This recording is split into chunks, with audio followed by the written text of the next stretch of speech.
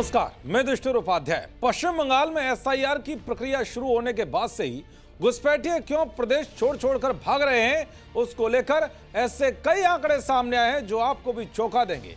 इन आंकड़ों के सामने आने के बाद बंगाल की सीएम ममता बनर्जी कैसे तिलमिला गई हैं और उन्होंने चुनाव आयोग को लेटर लिखकर क्या बड़ी मांग कर डाली है, वो भी आपको बताऊंगा। साथ ही बताऊंगा कि एसआईआर ने कैसे ममता बनर्जी के पैरों के नीचे से राजनीतिक जमीन खिसका दी है, जिससे उन्हें लग रहा है कि इस बार उनकी कुर्सी खतरे में है। दरअसल वैसे तो बंगाल से आई उस रिपोर्ट ने ममता बनर्जी को टेंशन में डालने का काम किया है, जिसमें दावा किया गया है कि 2 हफ्तों के भीतर पश्चिम बंगाल से करीब 26,000 लोग गायब हो चुके हैं। लेकिन इसी बीच एक और ऐसी रिपोर्ट सामने आई है जिसने ममता बनर्जी के लिए खतरे की घंटी बजा दी है।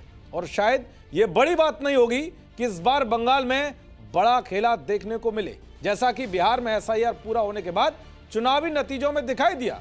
अब खबर है कि पश्चिम बंगाल में 1-2 नहीं बल्कि 10 लाख लोगों के नाम वोटर लिस्ट से गायब हो सकते हैं। जी हां, एसआईआर के दौरान चुनाव आयोग को बीएलओ ने जो रिपोर्ट दी है उसमें बात सामने आई है। इस रिपोर्ट ने पूरे बंगाल में हड़कंप मचा दिया है, क्योंकि ये रिपोर्ट साफ साफ बता रही है कि कैसे बंगाल में फर्जीवाड़ा करके वोटिंग हो रही थी, जिसका फायदा किसको मिलता रहा है ये बात भी सबको अच्छे से पता है। एसआईआर प्रक्रिया के दौरान 10,33,000 फॉर्म ऐसे पाए गए जिन्हें कलेक्ट नहीं किया जा सका।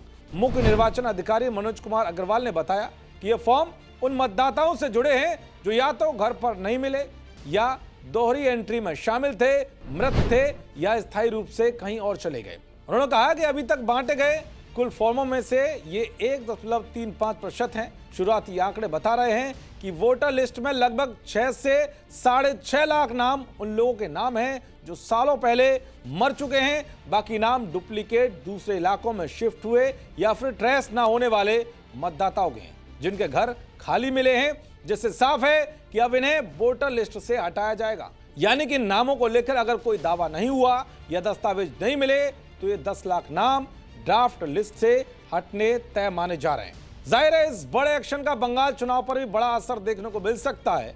ममता बनर्जी पर भी आरोप लगते रहे हैं कि वो अवैध रूप से बंगाल में रह रहे लोगों को शरण देने का काम करती हैं और फिर उन्हें वोट बैंक के तौर पर इस्तेमाल करती हैं। दरअसल इस बार बंगाल में एसआईआर प्रक्रिया बड़े पैमाने पर की जा रही है।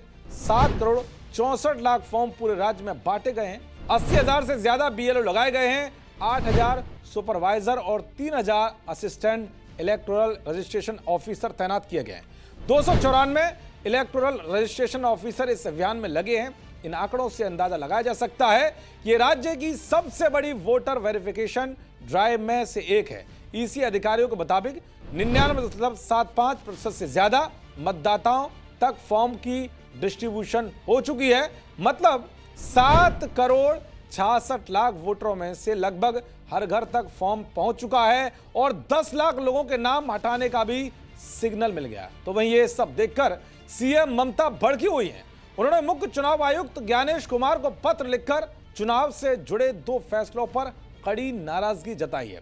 उन्होंने मुख्य चुनाव अधिकारी के उस निर्देश पर सवाल उठाए जिसमें जिलों को कहा गया है कि वे अपने स्तर पर डेटा एंट्री ऑपरेटर और बंगला सहायता केंद्र के कर्मचारियों को चुनावी संबंधी काम के लिए नियुक्त ना करें।